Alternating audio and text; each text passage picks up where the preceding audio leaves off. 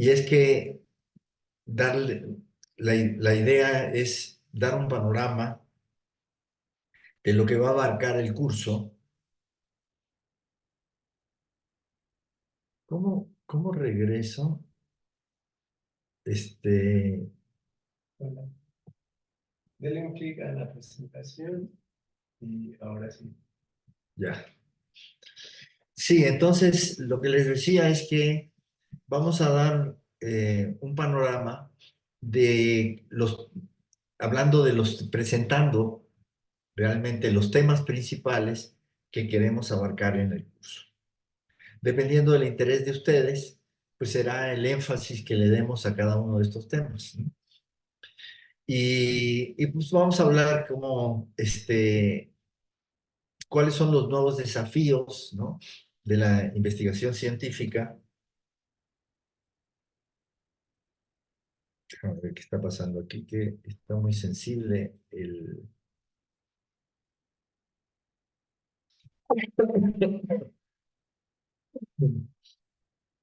está muy sensible el mouse y de hecho no me deja ya regresar a la...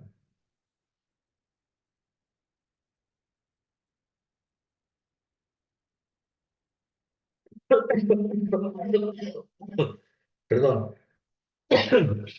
Disculpen, que es que acabo de salir de una infección que tuve de COVID y apenas me estoy recuperando. Entonces, estos temas que están aquí son los que vamos a estar comentando.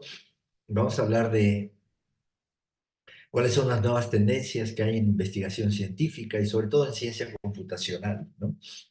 Y vamos a ver la relevancia que tienen los modelos matemáticos, ¿no? De neuronas, tanto neuronas biológicas como neuronas artificiales, ¿no? Vamos a ver la importancia que tiene eh, el, eh, el hecho de que tengamos toda la información en formato digital y eso le da sentido a cosas como la minería de datos. Y sobre todo nos va a interesar hablar de los nuevos paradigmas de la inteligencia artificial. Eh, bueno, sabemos que el plato principal, ¿no?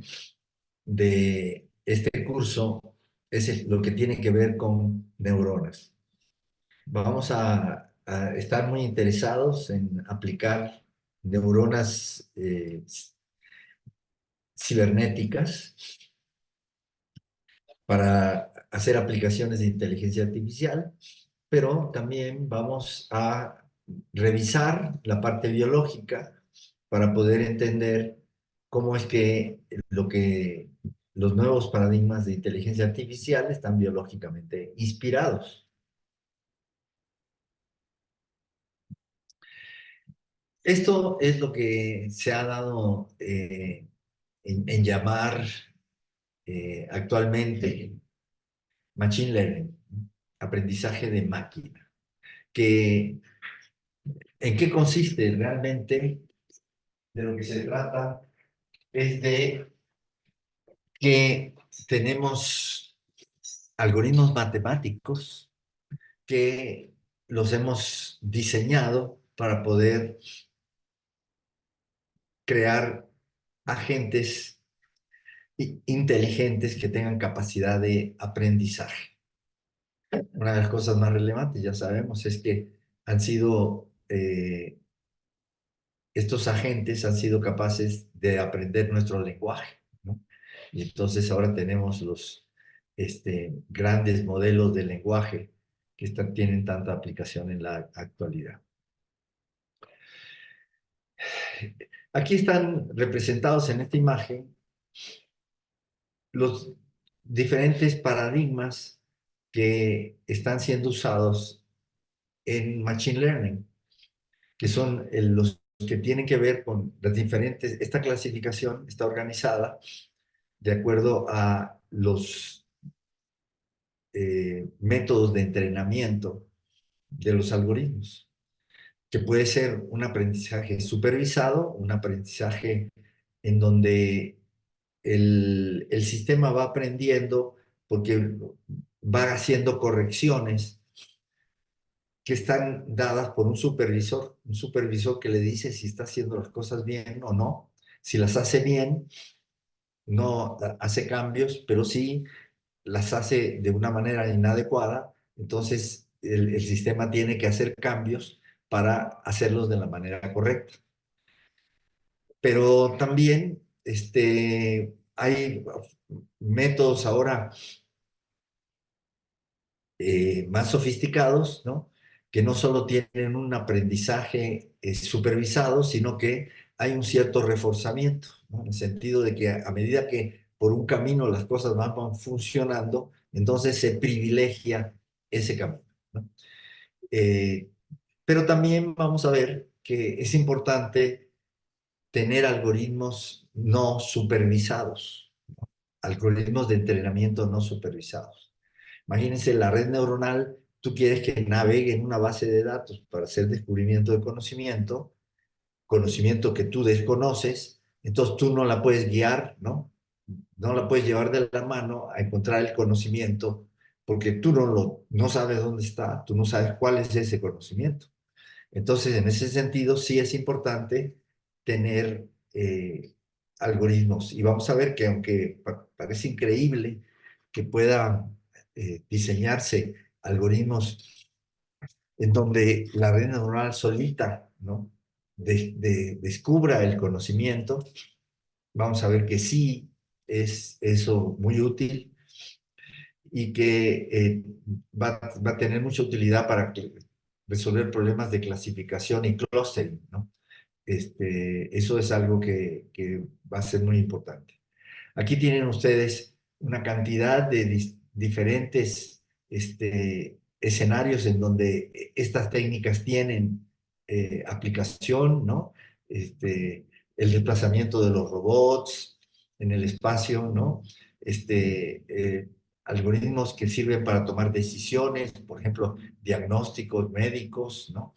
Eh, Atención de clientes, todo lo que tiene que ver con marketing, eh, y todo lo que tiene que ver con descubrimiento de conocimiento, clasificación de imágenes, eh, en fin, ustedes saben que hoy en día esto se le ha encontrado aplicación a casi todos los asuntos de la vida humana.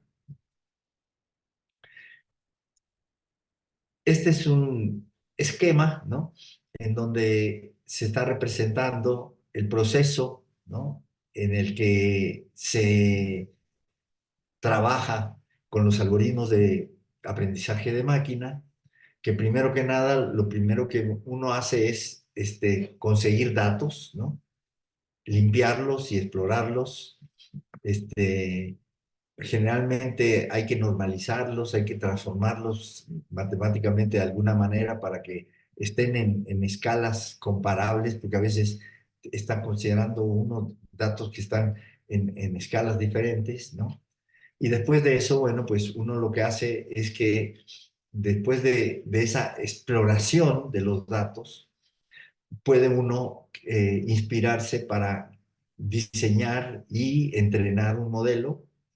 Una vez que el modelo está diseñado, uno lo aplica y lo quiere validar, ¿no? Entonces, esta parte va a ser muy importante, ¿no? ¿Cómo valida uno que el sistema está bien entrenado? De eso tendremos que hablar, porque antes de poder poner el sistema a funcionar en producción, es muy importante tener la confianza de que el sistema está haciendo las cosas correctamente.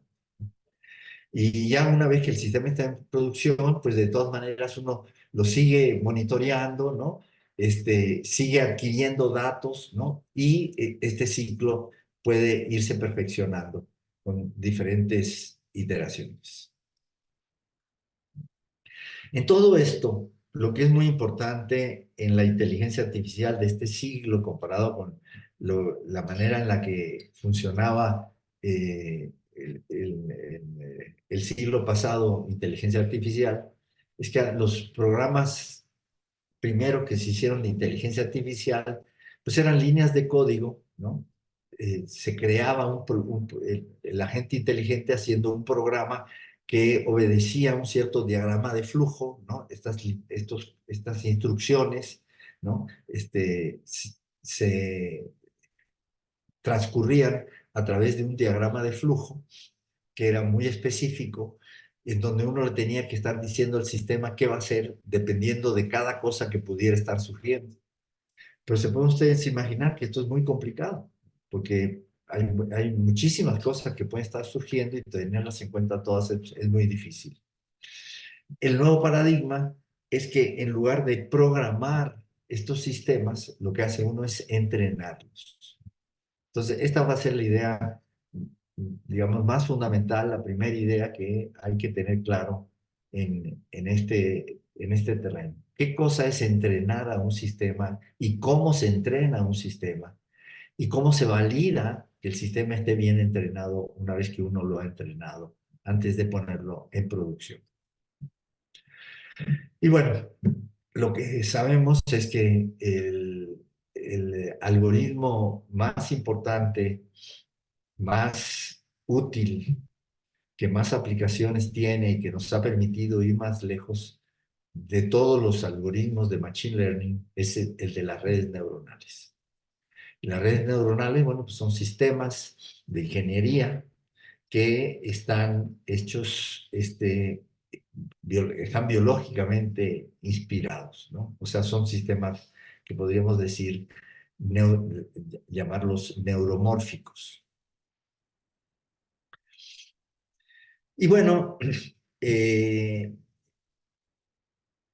está esto inspirado muchísimo en la manera en la que el sistema nervioso y el cerebro funcionan. Sabemos que en el cerebro, ¿no?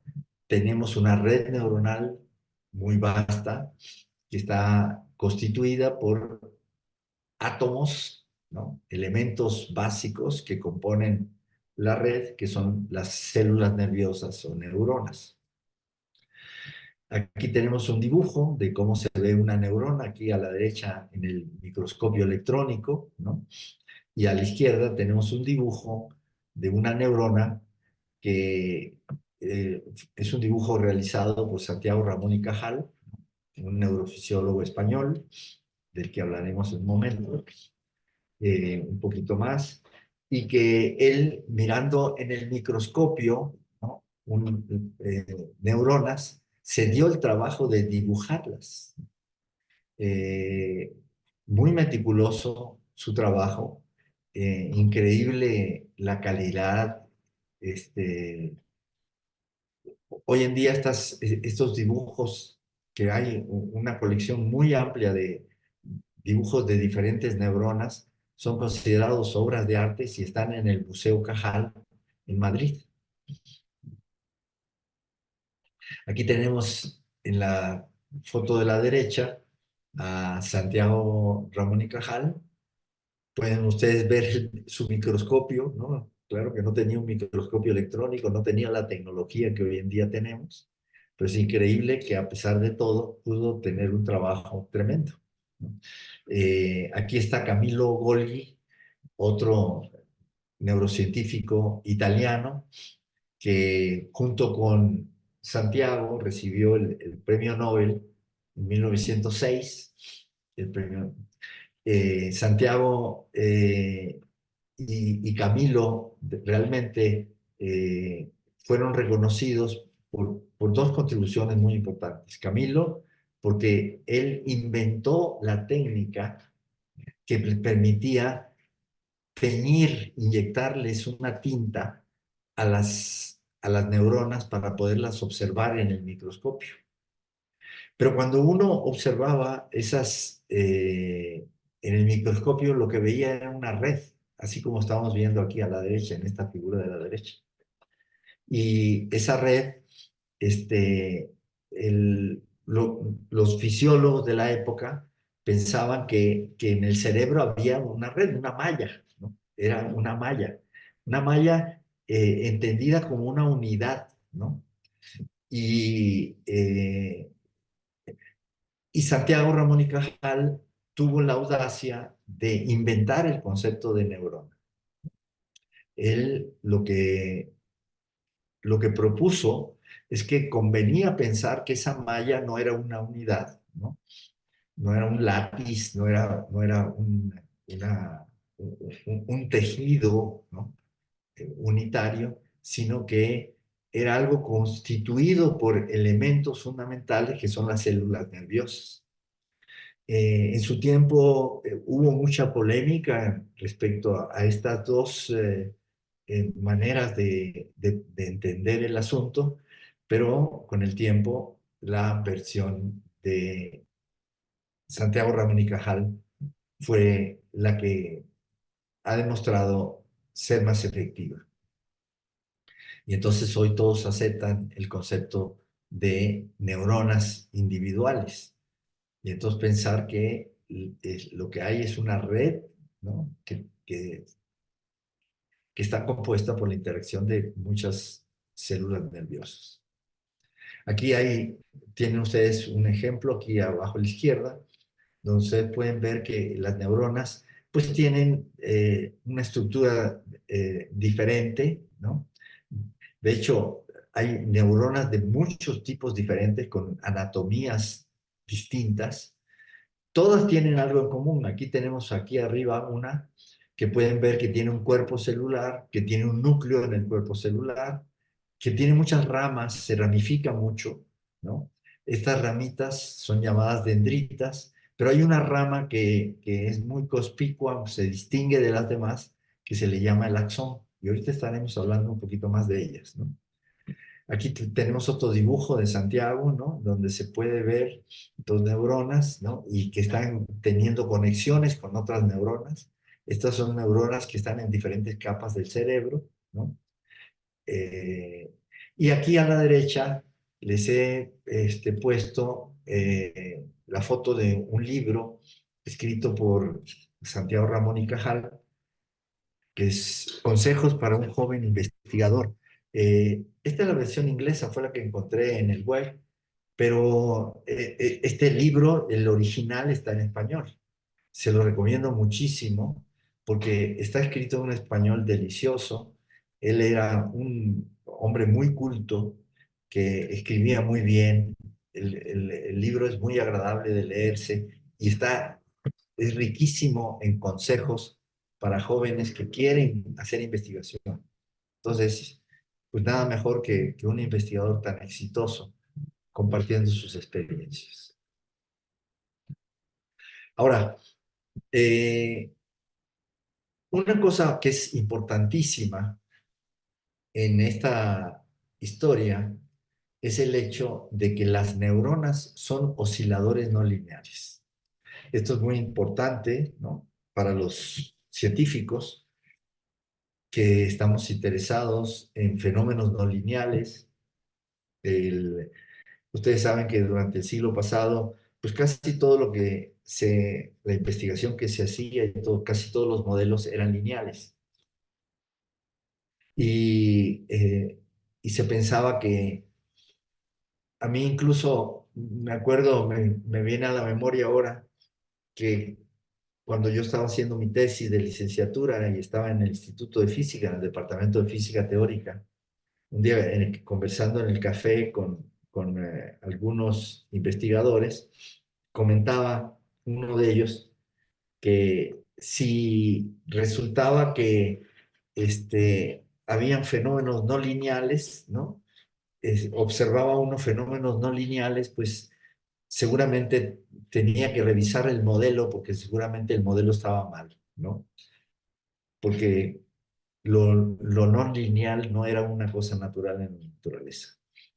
Entonces, hoy en día, ¿no? Hemos visto que lo que abunda es la no linealidad y lo que es raro, ¿no? Y es una sobresimplificación, es el comportamiento lineal. En las discusiones que vamos a tener, vamos a estar hablando y diferenciando mucho lo que es un fenómeno lineal de un fenómeno no lineal. Aquí lo que ven en la figura son trenes de impulsos nerviosos, ¿no? Cada uno de estos picos que ven aquí, ¿no? Vemos que hay paquetes de 4 picos, ¿no? Son ráfagas de impulsos nerviosos que se están produciendo, ¿no? Como ta, ta, ta, ta, ta, ta, ta, ta, ta, ta, ta, ta. Y vamos a ver que este comportamiento es típico en las células nerviosas. En el sistema nervioso, pues la componente principal es el cerebro, ¿no? Que es una entidad de altísima complejidad. La red neuronal que existe en un cerebro humano, ¿no? Tiene del orden de 10 a las 11 neuronas. Para que tengan idea de qué tan grande eso es más o menos el orden de magnitud de el número de cuerpos celestes que hay en la Vía Láctea. Es una cantidad enorme. Una sola neurona puede tener conexiones, llegar a tener conexiones hasta con 1000 neuronas. Entonces, estamos viendo que la cantidad de conexiones que puede haber, entonces es del orden de 10 a la 14. Y que esta estructura es responsable de todas las funciones que nosotros como seres humanos percibimos que tenemos, ¿no? Todo lo que tiene que ver con la tristeza, la alegría, las ideas, eh, la creatividad, eh, todos los fenómenos, ¿no? Entendemos que tienen origen en esta estructura. A mí me gustó mucho este, eh, este párrafo que tenemos aquí a la izquierda, ¿no? Que es muy antiguo. Ese párrafo es, es de Hipócrates, ¿no?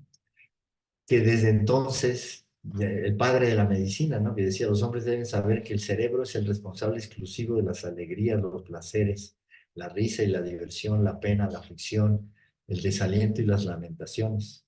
Y gracias al cerebro, de manera especial, adquirimos sabiduría y conocimiento y vemos, oímos y sabemos lo que es repugnante y lo que es bello, lo que es malo y lo que es bueno, lo que es dulce y lo que es insípido.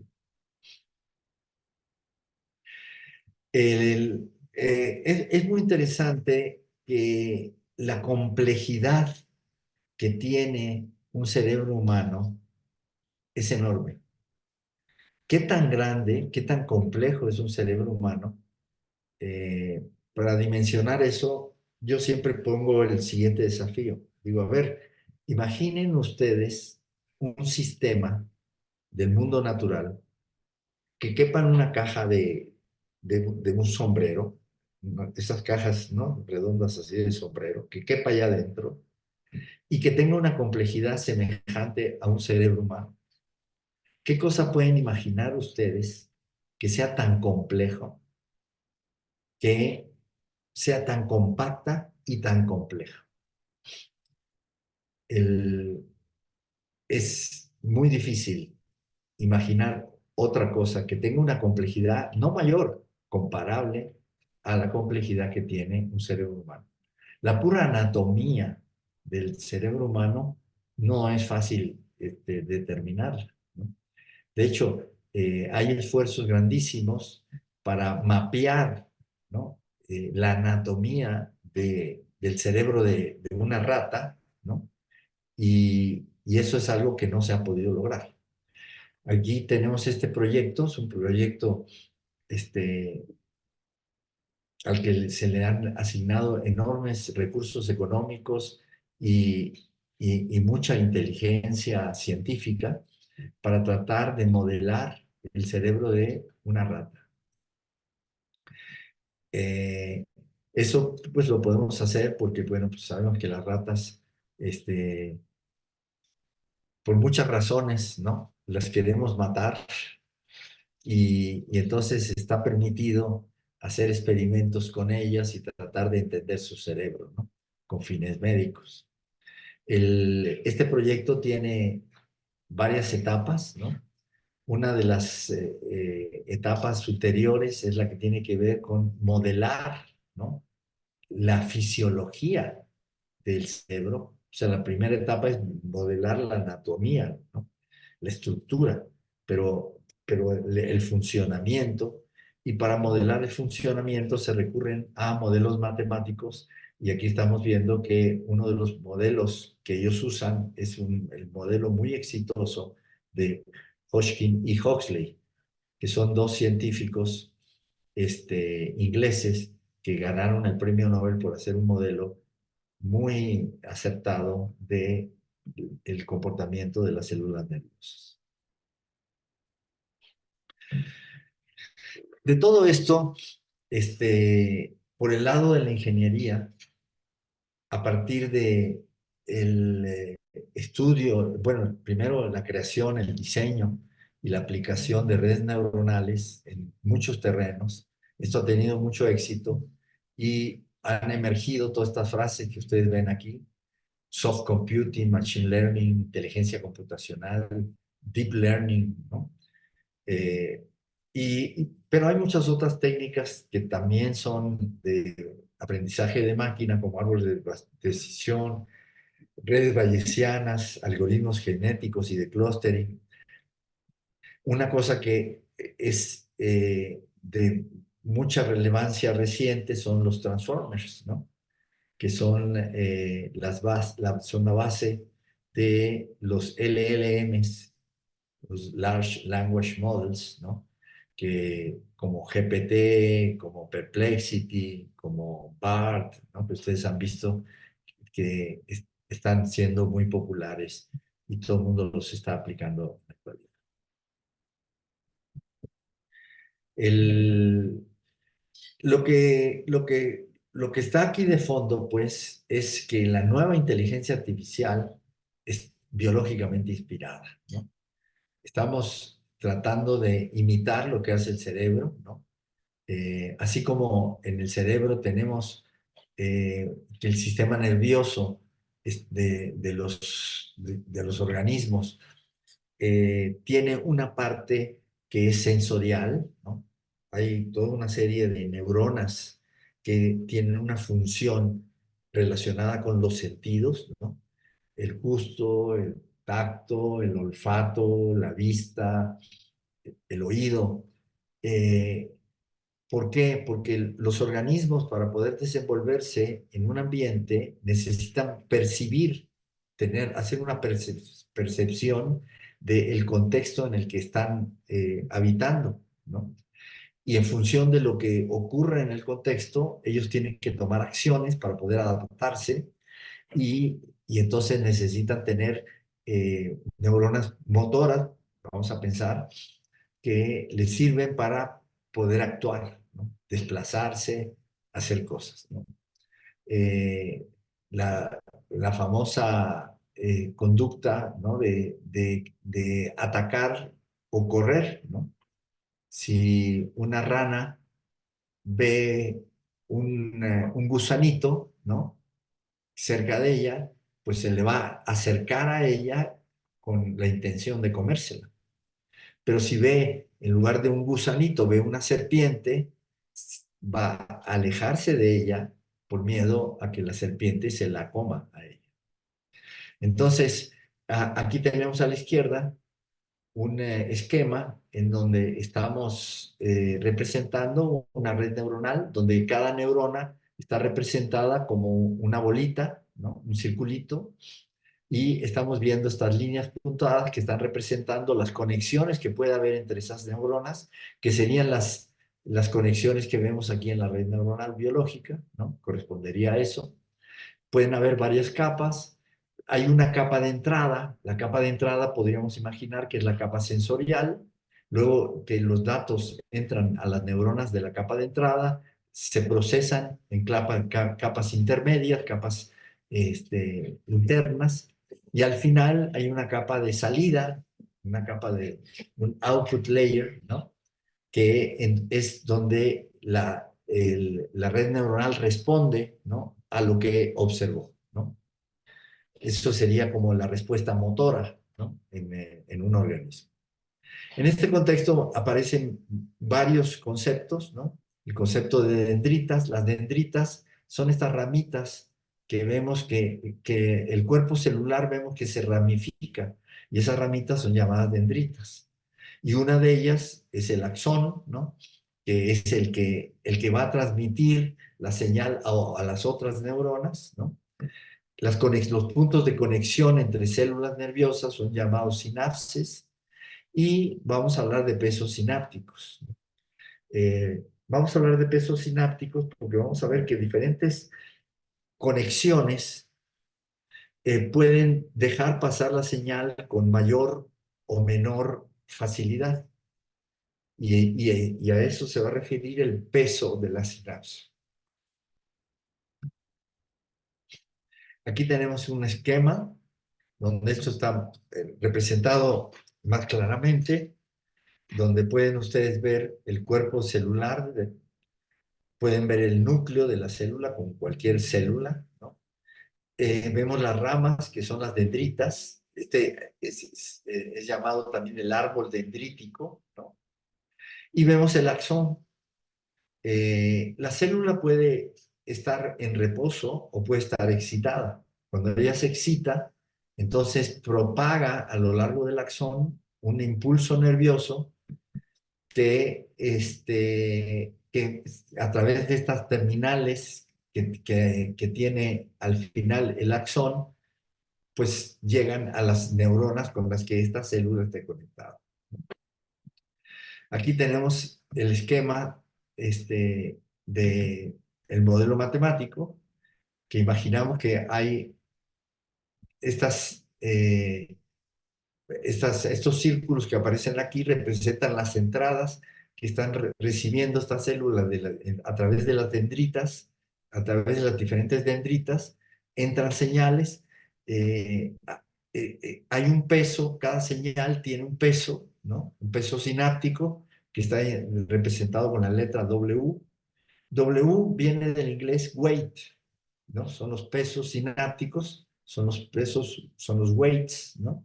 Y la célula, en el modelo se entiende que la célula procesa todas las señales que están llegando y de acuerdo a alguna regla que ella tiene, dependiendo de cómo se sumó todo lo que entró, ella decide si se va a excitar o no.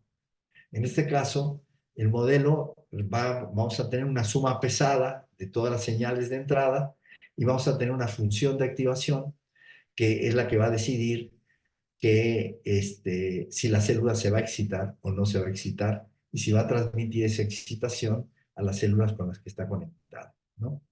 Estas funciones de activación generalmente son funciones sigmoidales, funciones como la función de Heaviside, que ahorita vamos a verla aquí ven, aquí tenemos el mismo esquema, estamos viendo que están entrando señales a través de diferentes caminos y cada uno de esos caminos tiene un peso distinto, ¿no?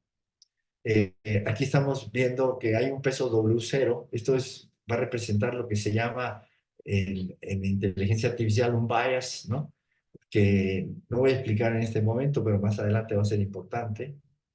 Y se hace una suma pesada y luego la función de activación, aquí la vemos, en este caso estamos poniendo la función de Heaviside, ¿no? Que es la función que para los números menores que este número real vale 0, pero a partir de este número real vale 1. Entonces, de esa manera vamos a tener asociado a este fenómeno un umbral de excitación. O sea que el umbral sería este valor. Si la suma total rebasa ese valor umbral, la célula se excita.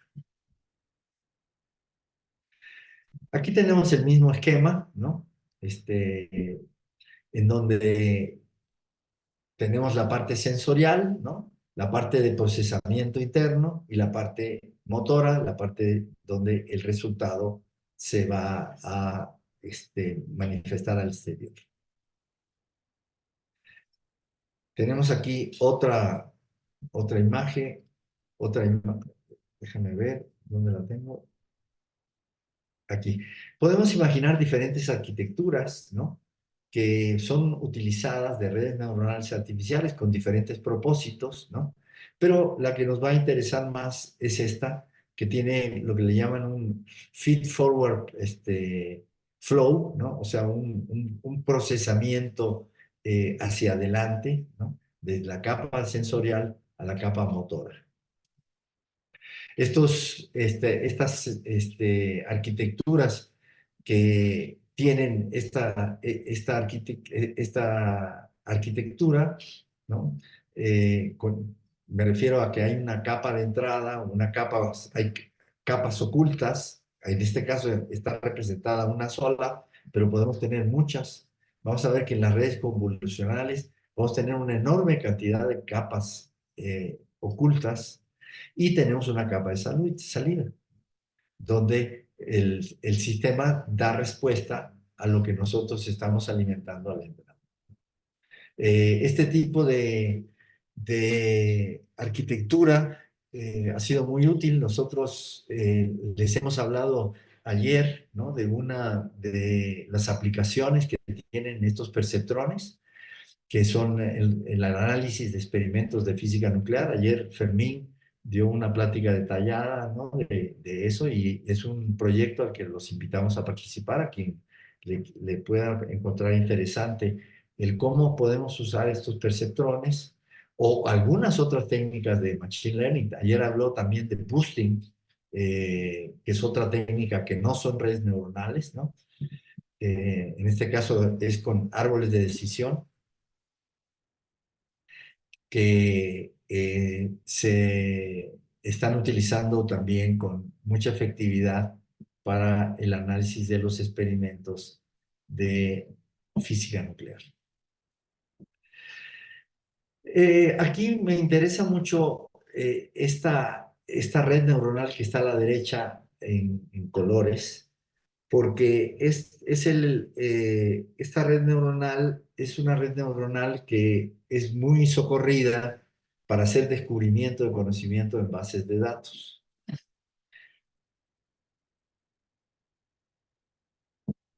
Como pueden ver ustedes aquí, hay una capa de entrada. Aquí imagínense, tenemos N neuronas en la capa de entrada y luego esas neuronas se conectan con una capa que es una capa plana. Vean que cada neurona de la capa de entrada se conecta con cada una de estas bolitas de colores es una neurona. Y entonces estamos viendo que todas las neuronas de la capa de entrada se conectan con alguna de estas otras neuronas de la capa plana. Y es muy interesante este tipo de arquitectura que tiene la ventaja de que al final eh, tenemos que podemos producir un mapa plano con los resultados del procesamiento. Y eso va a ser muy interesante para generar mapas de conocimiento, ¿no? En la secuela. Vamos a ver que estas son redes SOM, se les llama, red SOM. SOM viene de Self-Organizing Maps. O sea, estas redes permiten crear mapas autoorganizados. Y bueno, esto es un esquema de lo que decíamos antes. Este es un perceptrón ya más complejo, en donde no solo tenemos una capa de entrada, una capa intermedia, ¿no? Una capa oculta, sino que tenemos muchas capas convolucionales, ¿no? Y capas de pooling que son muy útiles para, en las aplicaciones actuales. Aquí está representada esto con un poquito más de detalle. Podemos ver cómo hay diferentes capas ocultas, ¿no?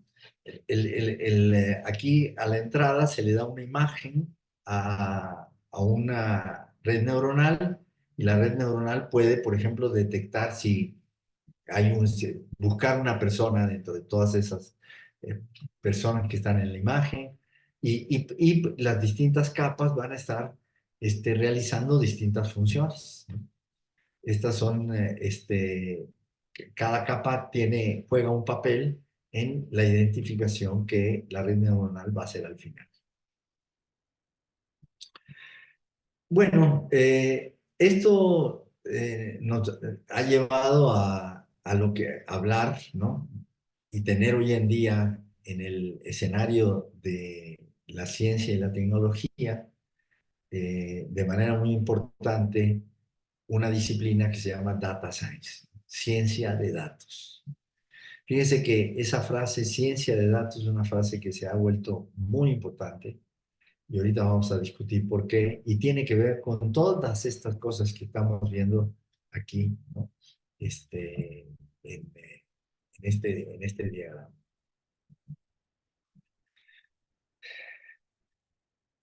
Lo que ha ocurrido es que los desarrollos tecnológicos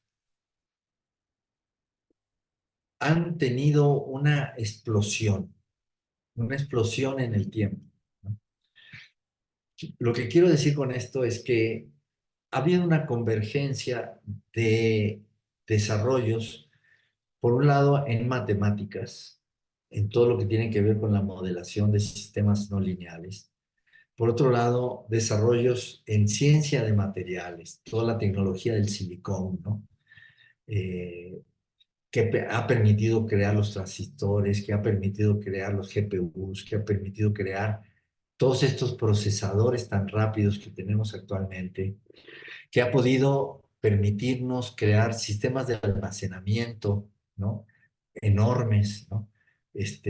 Hoy en día podemos almacenar toda la información, todos los datos que la humanidad ha producido en su historia, tenemos la capacidad de almacenarlos en memoria digital.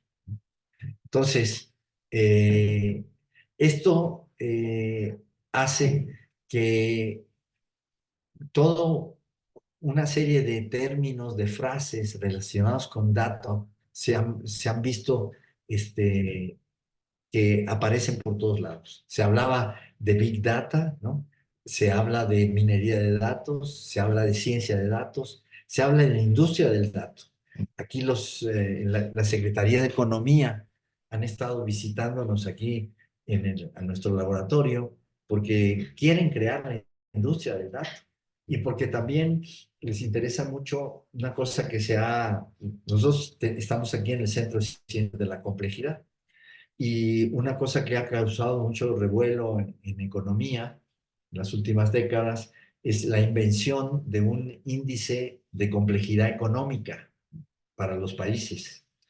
Y entonces, bueno, ellos han querido venir aquí para discutir con nosotros y entender cómo se calcula ese índice de complejidad económica.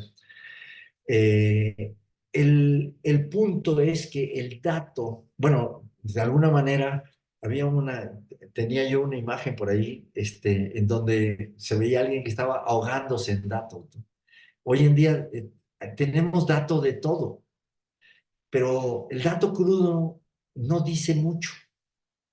Cuando ustedes van al médico y el médico les manda a hacer análisis y les mandan una química de 35 elementos y le dan un fajo de hojas con muchos datos, ustedes miran eso y no entienden nada, ¿no? O sea, tiene que haber un proceso muy interesante para convertir el dato crudo en información, en conocimiento útil para poder administrar la salud de una persona, por ejemplo, ¿no? Entonces, eh, el dato se ha vuelto un commodity, se ha vuelto un valor. Es algo así como el petróleo del siglo XXI. Y tiene valor, tiene mucho valor.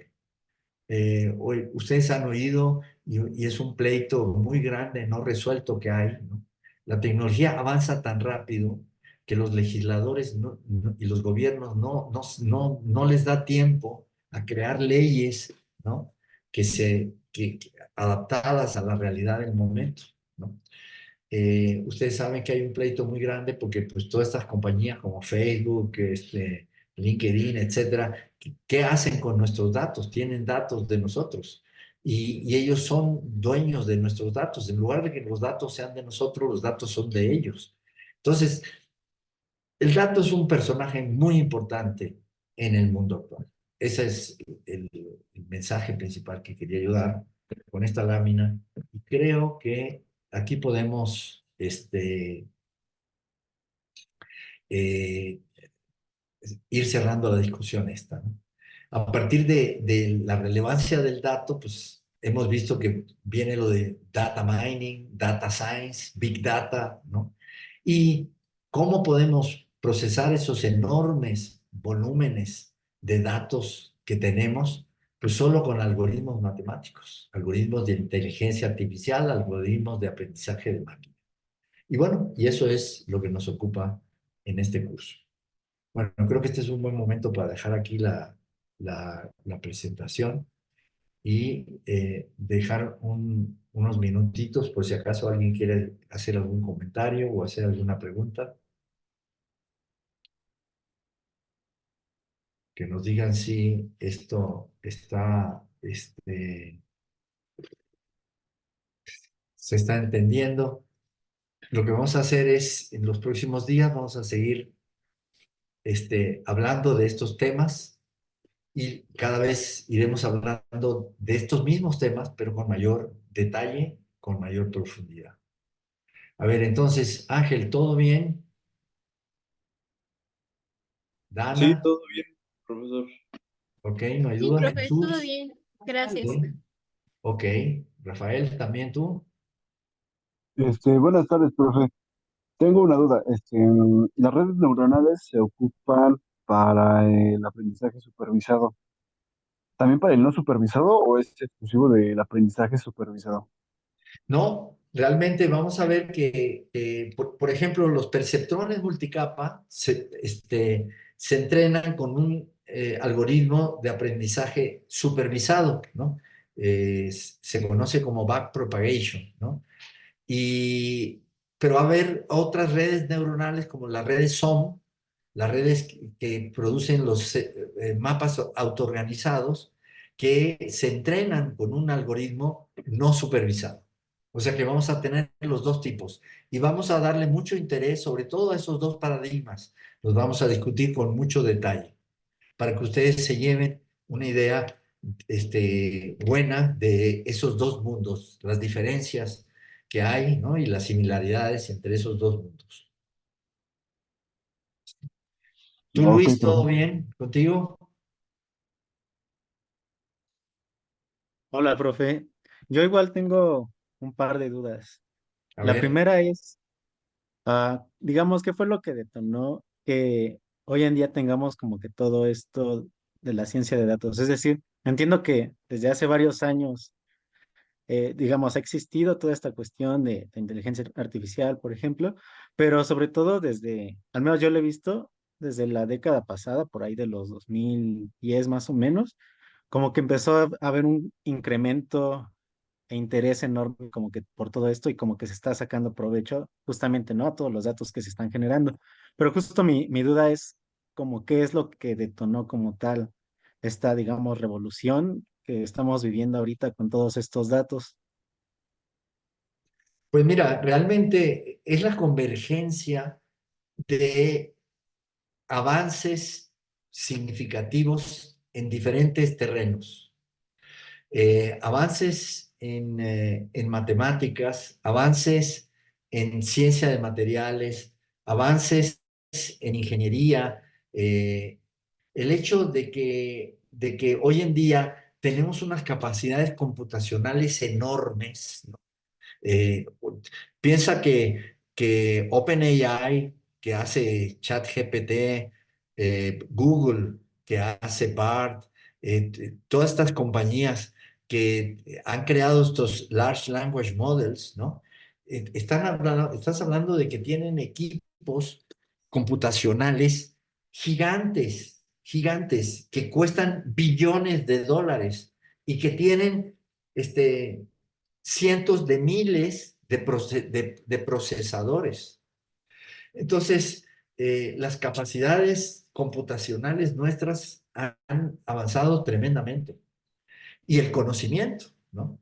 Porque, bueno, era muy importante inventar las redes neuronales e inventar los algoritmos que las permiten entrenar. Se dice fácil entrenar la red neuronal, pero una de las cosas que vamos a ver es cómo entrenas una red neuronal, cómo le hace para que aprenda bien. ¿no?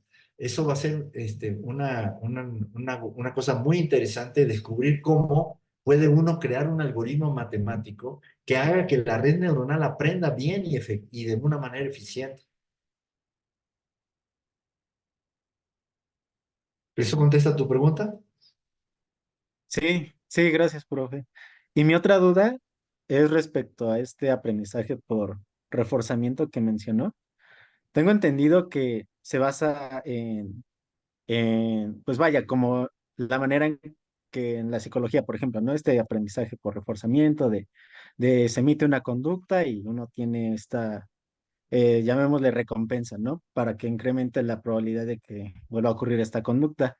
Pero en este caso, estamos hablando justamente, ¿no? Pues de algoritmos y cómo de cierto modo se recompensa pues vaya, a través de este modelo de que, digamos, siga por ese camino de aprendizaje.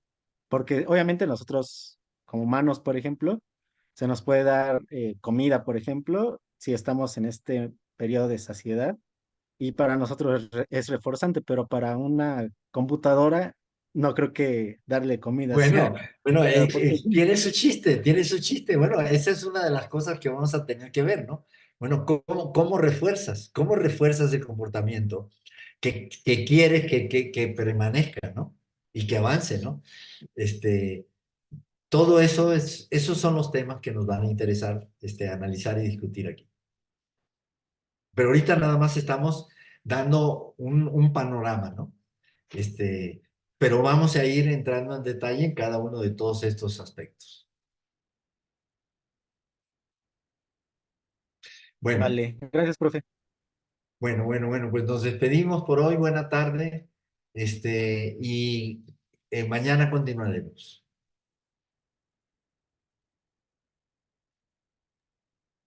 Sí, profe, gracias. Hasta Hasta luego. luego, Fermín. Hasta luego, doctor. Cuídense. Bye. Bye, bye.